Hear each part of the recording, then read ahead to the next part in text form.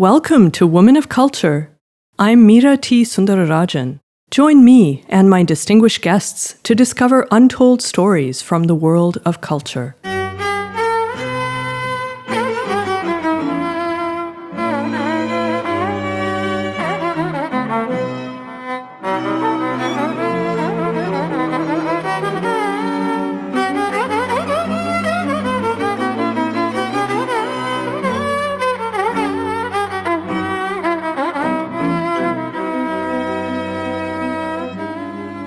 Marc-André Hamelin, I am absolutely delighted to be able to welcome you as a podcast guest today, and it's an absolute honor. I just can't even express how excited I am to have this opportunity to talk to you. Of course, you are well known as a leading concert pianist in the world today, and I thought that we could start by just talking a little bit about your background, which I know is going to be well-trodden ground for you, but it's just so interesting, and there will be people that are new to some of the story that you will tell about yourself.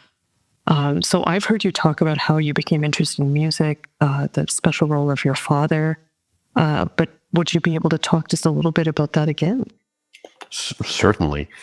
I don't think that I would be doing what I do, or it might have come much later, if it hadn't been for my dad, actually.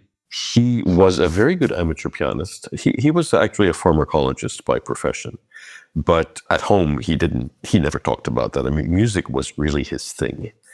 And he was especially interested in the pianists of the past, anybody who recorded on 78 RPM. I mean, he just buy up all of the reissues, and he was really fascinated with that aesthetic. I mean, he wasn't really enamored of contemporary pianists, with some exceptions, simply because I think he found them a little too conservative. I mean, he liked these pianists taking liberties, and exercising their fantasy. There was a certain freedom, really, in the golden age of pianism, as it's known now, that really almost died, really, by the time he really started listening to music. Anyway, so he played a lot at home, and as a boy, of course, I heard him play every day, and of course, I heard these recordings as well. And it was in my ear. It was very natural.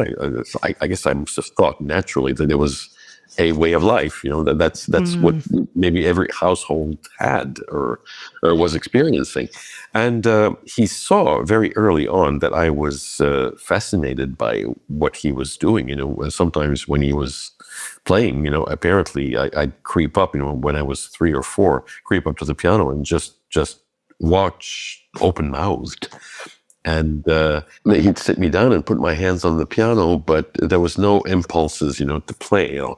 But shortly before my 5th birthday, I did sort of start to, try to play, very, very, embryonically, of course. And that's when he asked me if I wanted piano lessons. And I didn't say no, and that's how it started. I started at the same time as my sister did, actually. My sister is a year older. And it's really remarkable that she lasted as long as she did. I mean, she sort of endured 3 years of sort of competing with her brother, who was advancing so much more rapidly than she was. I mean, it's really remarkable that she stuck it out as long as that. And but I have to say that we've always gotten along super well, and she's been a great supporter of what I do, actually, and she still very much loves classical music. So anyway, I started studying 4 years with a private teacher, and then my father enrolled me at the Vincent d'Indy School in Montreal, which at the time really had the best reputation. Yeah, very and famous. I was there in various capacities for about 10 years. And then I emigrated to the States, and I've been there ever since. That's bare bones. If you want more specifics, I'm open to questions. Yeah, absolutely. No, what a fascinating story. And I think the further question or follow-up question I have for you is that when I first learned about you as a musician, you were playing a lot of really unusual works that I didn't see a lot of other musicians playing. And do I understand correctly that your father's interest in music then played a role in this eclectic approach that you initially took to sort of rediscovering composers and works from the past who weren't necessarily being played by a lot of other musicians at the time? Well, there was some of that. I mean, he was curious, I think, up to a point, but I think he was more conservative than I was. I mean, he liked things like the Prokofiev Seventh Sonata.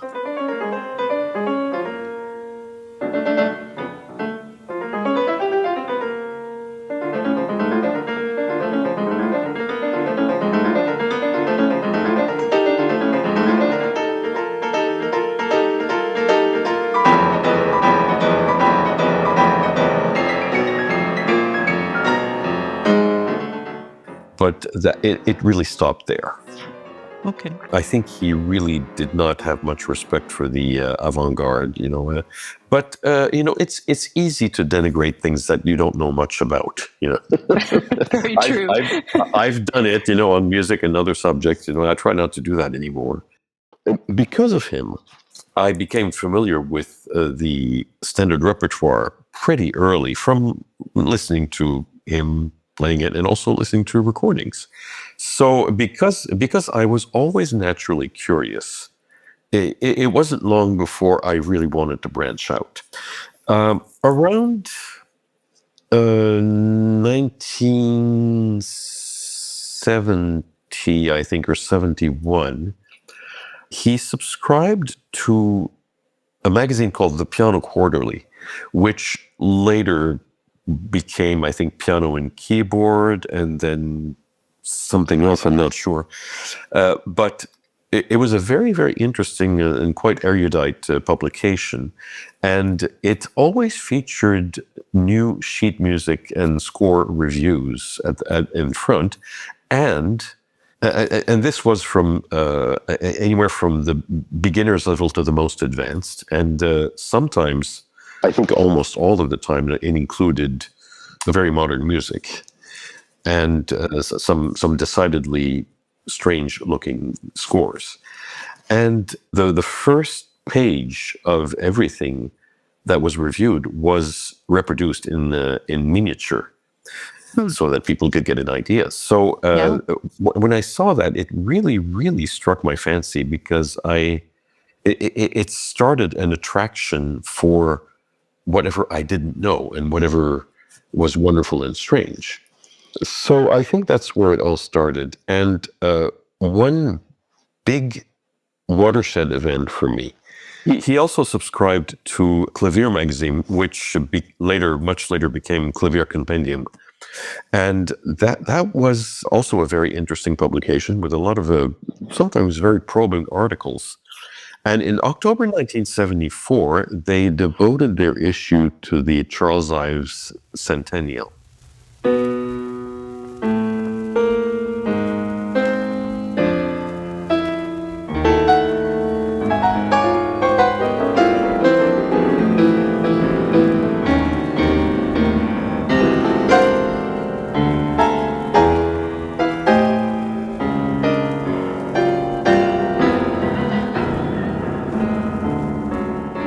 And I had never known of this composer, but there were several articles about him, and concentrating, of course, on one of probably his magnum opus for the piano, which is the second sonata, which is subtitled the Concord Sonata. And that was very, very intriguing. And some months later, it was June of 75, I remember very well, I found a recording by John Kirkpatrick of this piece. And it was a local record shop. And so I bought it. It was the first record I ever bought for myself.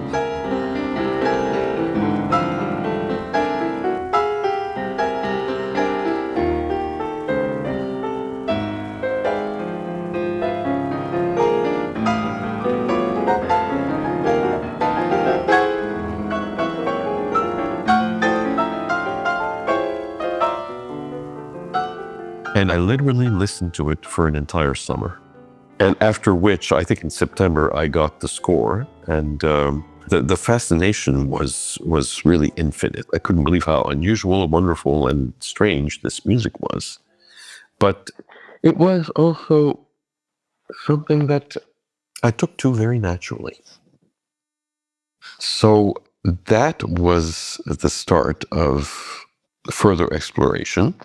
And one of the composers that I next discovered with a real vengeance was Scriabin.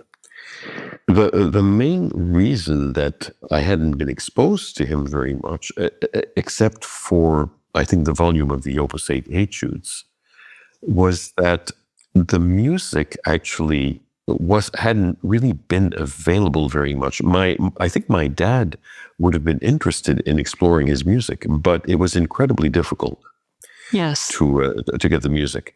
Today, you can get everything in 3 Dover volumes. I mean, and of course, if you go to IMSLP, you can download whatever you want.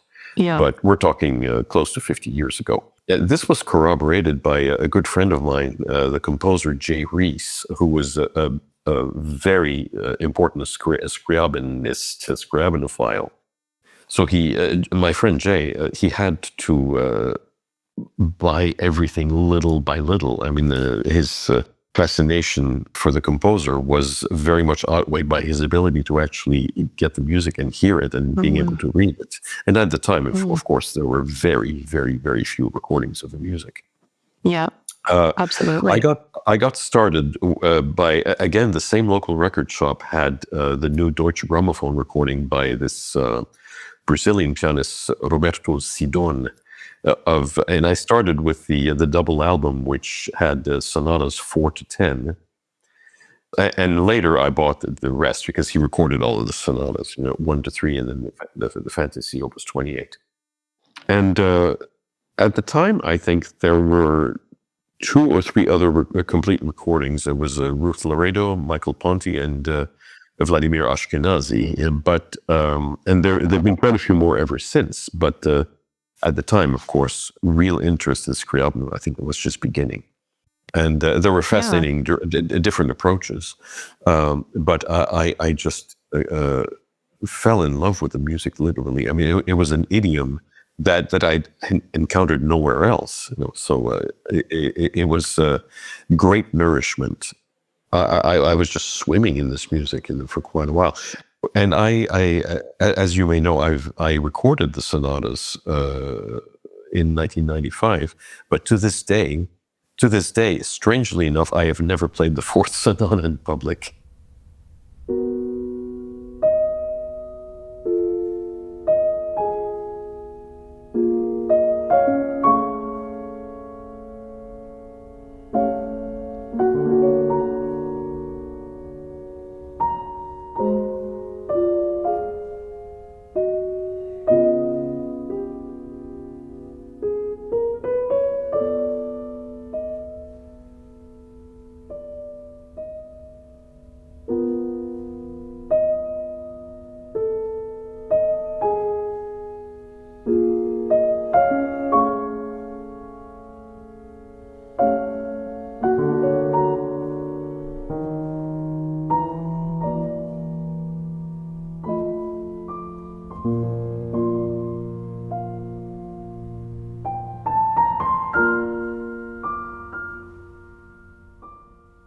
Don't ask me why. I think maybe listening to it was enough. I don't know. I certainly worked on it because I recorded it, but somehow I never took the plunge of playing it in public.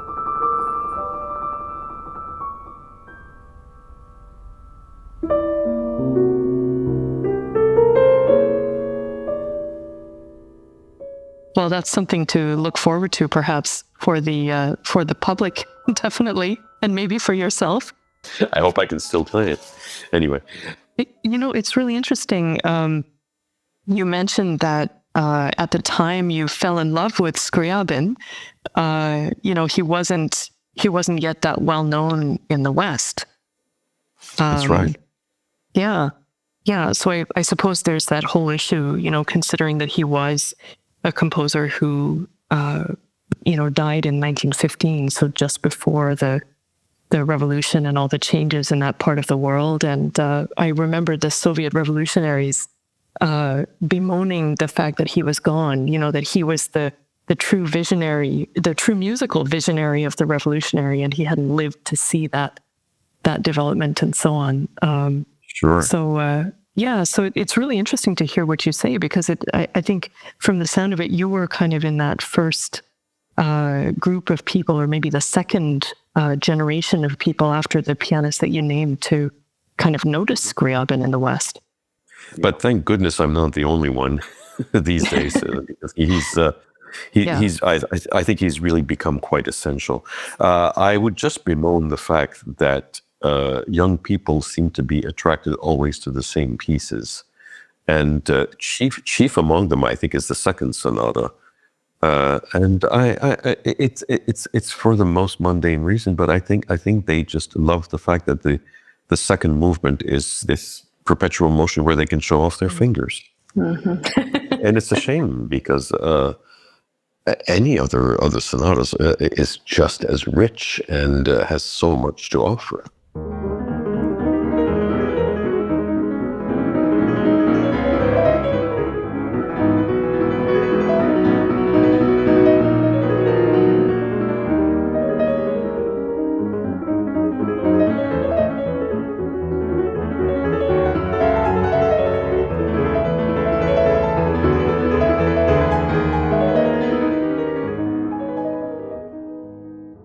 You discovered Scriabin in a really interesting way, because you started with your listening with the Fourth Sonata, which is that kind of really important transitional piece in Scriabin's own trajectory, where he's moving away from that earlier kind of more post-romantic idiom to this new musical language that he essentially, invented or discovered, or whatever word would be appropriate there.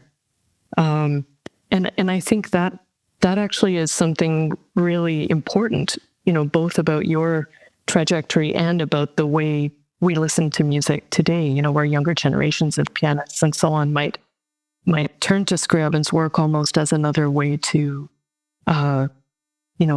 explore a post-romantic or neo-romantic repertory. But you were driven by this desire to discover new music, and it was his avant-garde language that captured you.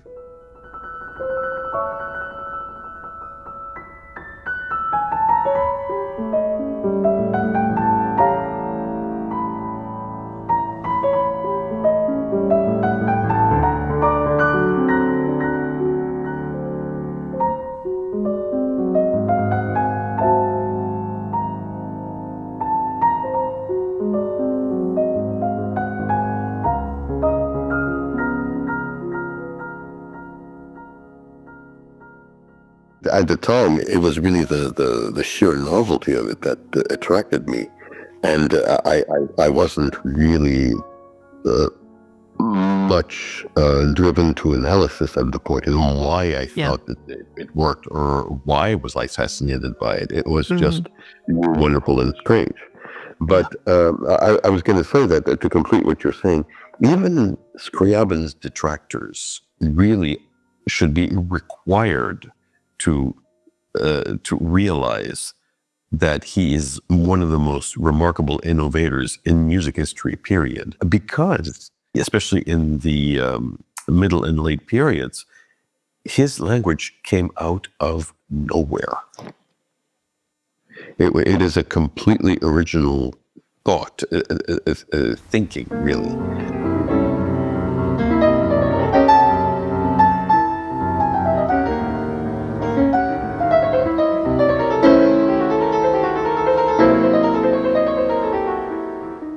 Absolutely. And I was going to say that the novelty that you speak of, I'm not sure that that's fully worn off even today.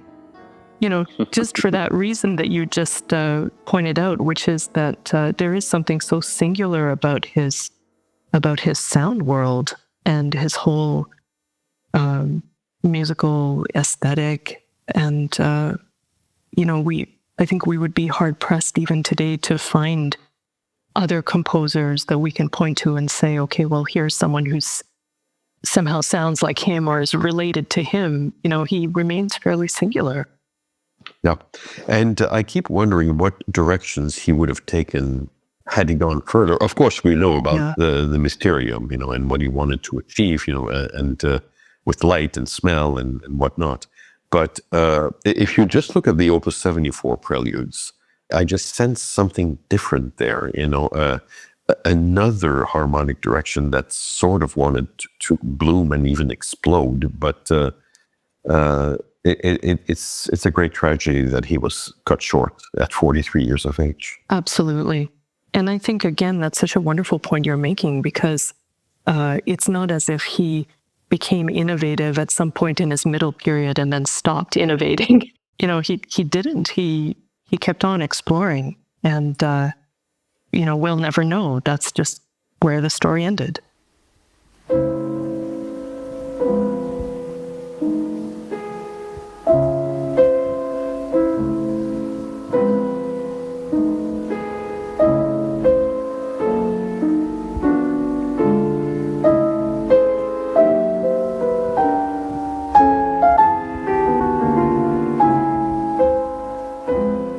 I should backtrack a little bit here and tell you about my years with Yvonne Hubert, who was my main teacher in Canada.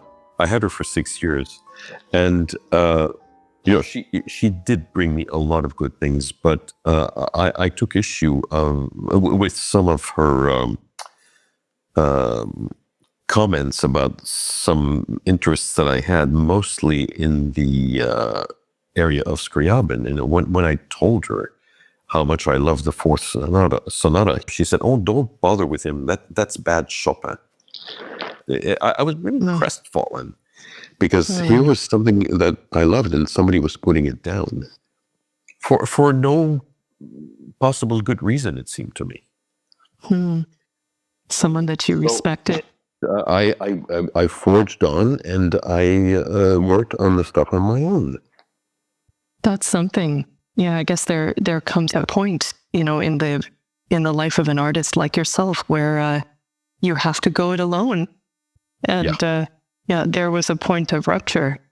I certainly did that with the Ives Sonata, and also when I was around 17, I discovered the Boulez Second Sonata, which completely overwhelmed me, and I started learning parts of it, but I never went very far, unfortunately. It was just really, really beyond me, and to this day I haven't played it, but I still admire it very much. But that was all done sub rosa. I mean, my teachers didn't know about that, and I wouldn't have told them. Did a time come in your studies when you found a teacher that you could discuss these works with, or was it all kind of self-study, self-propelled? Well, when I got to Philadelphia and studied with this wonderful teacher, Harvey Wedeen, when he learned of my interest in more out-of-the-way things, especially contemporary music, he didn't really stop me. And although he was not very much in favor of competitions, he allowed me in 1985 to enter the Carnegie Hall American Music Competition, which I ended up winning. And so he was certainly very happy about that. And I think he respected the fact that I was interested in it so much. And the little time I spent with Russell Sherman, who was my last teacher, well, he played contemporary music himself, although he thought it was a lousy mark against him that record companies wouldn't let him record 20th century music, because he was just fully immersed in that idiom. I mean, he had worked with Stefan Volpe, for example, and recorded things like that. So he just recorded standard repertoire, Chopin preludes and Beethoven concerti and the like. But if I'd worked with him a little longer, we probably would have explored a lot more of that literature. And record companies just thought that wasn't saleable? Is that the simple reason for that? The record label he was recording for, especially. But I did have that kind of good fortune, because from the very beginning, my first 3 recordings, as it happens, I couldn't have done standard repertoire even if I wanted to, because they asked me for, specifically here, for non-standard repertoire. My first recording was as part of the first prize of the Carnegie Hall competition, and it had to be American music, preferably contemporary. So I recorded Bolcom and Volpe. The second recording I ended up doing was for the CBC label in Canada. And they asked me for non-standard repertoire, and I first suggested the Ives Concord Sonata, and they said no. And then I suggested Leopold Godowski, and they went along with that. Thirdly, New World Records, for whom I'd recorded Bolcom and Volpe, asked me specifically to put down the Concord Sonata for them. So right away, my first 3 recordings, non-standard repertoire. It's really interesting. And for a while, that was the case, with the other recordings that I did. Yeah, that's amazing. I mean, can I digress for just a tiny minute, because you said something interesting there that I am just really curious about, which is that you said that your teacher in Philadelphia, Harvey Woodine, didn't encourage competitions, and that just kind of gave me pause for a moment, because the orthodoxy today, I think, is that you have to play in competitions. You have to win a competition if you want a career as a pianist, or be highly ranked in a competition. Well, some people will say they're a necessary evil. I don't really quite know where I stand in it, because they, when all's said and done, they're not necessarily an indicator of, if you win, of whether you're going to have a career or not. I mean, I remember the very first time I went to England, I was invited to be a competitor in a little competition called the Terence Judd Award. And there were 7 of us. And the eventual winner has basically not heard from since. I won't name his name. But among the losers were myself and Joanna McGregor, the British pianist. And, more recently, there was a competitor in 2017 when I judged at Clyburn, who I thought was really in a class by himself, but he didn't make it all the way to the end, unfortunately. I really thought he should have won. But, and again, I won't name a name, but it was a great disillusionment for me. And that's why I've stopped judging competitions for at least for a while, because I've been disenchanted by the fact that you can be extremely convinced of the superior worth of a candidate, only to have your opinion diluted by a pool of judges, some of whom will think the exact opposite of what you think. That's amazing. Yeah. Very interesting. Yeah, there's, I don't know, when we talk about judging art, I guess I'm a bit influenced by my Indian background there, because that whole idea is sort of not very compatible with how Indian culture sees art. Competition doesn't go very well with artistic endeavor. Yeah, but I can certainly see the practical need, to have venues for up and coming musicians to make their presence known. But maybe this isn't the best way to respond to that challenge. But you know what? I'll have to invite you back on the podcast for that conversation, I think. Yes, we're sort of digressing, aren't we? Yeah. Couldn't resist asking you, though. So thanks for sharing your thoughts so openly on that, what could be a difficult subject for many people.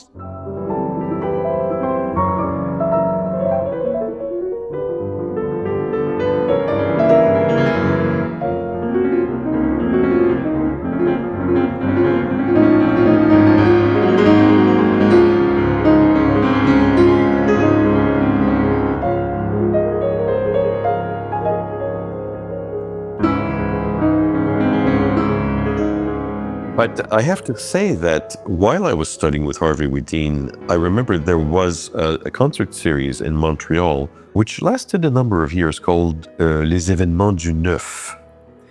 And it was started by a pool of composers and performers, among whom was Claude Vivier. and also José Evangelista and Lorraine Vaillancourt and I think Denis Goujon, if I remember well, and I think a few others. And it was going to be at 9 o'clock on the 9th of the month, les événements du neuf, but neuf also meaning new. And the concerts were really, really quite innovative, and they were always thematic. And there was one particular one in which I was involved, which was revolved around mysticism. At the beginning of the program, there was a half an hour's worth of the music co-written by Thomas de Hartmann and Gurdjieff.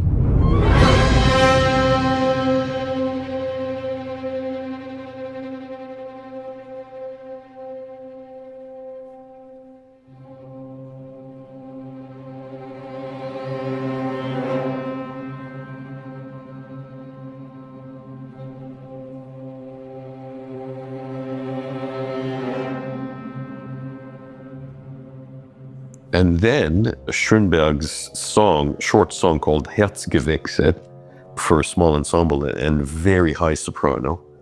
And then there was some Satie at the beginning of the second half. I'm not sure which one. I'd have to look back. And then at the end of the program, they specifically asked me to play the 7th and 9th sonatas of Scriabin, the White and Black Mass. Mostly because of their titles. And that's actually when I learned them and played them for the first time. I still have a tape of that.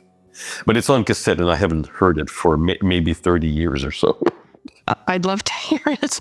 I suppose you would want to listen to it first before sharing it. But I'm just so enjoying listening to you because the diversity of music that you're mentioning is really interesting to me as well, because we talk about contemporary music and it's a sort of a category, but there's such a range. Now the period of time we're talking about is getting longer and longer. Scriabin died more than a century ago, and then even in this theme, which would seem to be a narrower one, mysticism, that early part of the 20th century, you've probably seen the wonderful CBC program by Glenn Gould called The Age of Ecstasy. No, I haven't actually. Oh my goodness! I must send you a link for that. That it is available online. I have a series of DVDs which are of his television program, so I'm sure that's in there. It's definitely in there, and it sounds very similar to the theme of that evening that you just described. Okay, well, my DVD player has suddenly become very hungry, so absolutely.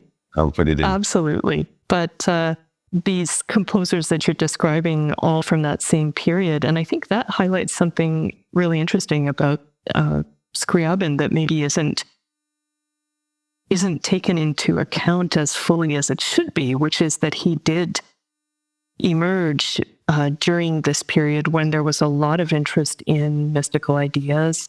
As you know, I've done some work on the history of that period, and I think that had something to do with the growing awareness of India as a presence in the world and access to ideas of Eastern philosophy, mysticism, and so on through that. And definitely in Scriabin's case, that was something that he got very interested in. And I think contrary to the popular wisdom, he was actually quite learned in that area. He read a lot, and there's no doubt that he had quite a link with that he was exploring through his music as well. So that's a fascinating description of an evening dedicated to mysticism, and there could be many more like that. Most certainly, yeah. I mean, that I think that concert just scratched the surface of what's possible. Yeah. It's also wonderful, Marc, that you're describing that in the context of a sort of circle of Canadian and, in fact, French-Canadian, Québécois musicians and composers, because that then takes us right into another subject that I was hoping we could start to discuss today, which is the Canadian connection that Scriabin has, the French-Canadian connection in particular, with a very interesting figure, Alfred Libert. Yes. Alfred Libert was a pianist, a very renowned pedagogue, and also a composer. And he really, I think, should be sung as a hero for his innovative spirit, in everything he tried to do at the time when Quebec was artistically, I think, quite dead when all said and done. Because he really was a born artist. And the fact that he spent so much time with the Scriabin, and especially Nikolai Metner, another fascinating composer who we'll reserve for another discussion, it really attests to his uniqueness, as an individual. But without really knowing any specifics or much into any specifics, he encountered a lot of obstacles in his doings, as far as deepening and enlarging Quebec's musical sort of consciousness, or whatever you want to call it. I mean, he kept trying to be innovative within a very conservative and religious milieu. So I think you have listened to the extensive interview that his widow, Madeleine La Liberté, gave to Radio Canada. Yes. In 1989. And she recounts some of the difficulties that he faced. And my God, she just tells us about one or two anecdotes, which she said, "Oh, I could tell you much more, but I wish she had." Because there's no other documentation, really. I mean, anybody else who would have known him has long since passed away, I'm sure. But he spent his life, defending Scriabin. Even though they actually fell out at some point, he still loved the music, to his dying breath. Yeah, I don't know why it is that heroes like that always have to face so many obstacles. But of course, I guess I do know why that is. It's because they're ahead of their times, and I think he definitely was. Yes. Yeah, that seems very clear from the interview with his widow as well. And thank goodness she took the time and trouble to make that interview and talk about her memories in a way that's somewhat publicly accessible, because I'm sure, without that, so much important information would just be lost forever. Yeah, one thing I really should do is translate it into English, because that kind of thing should really be available to scholars. And there's a lot of valuable information in there that I don't think can be gotten anywhere else. Yeah, absolutely.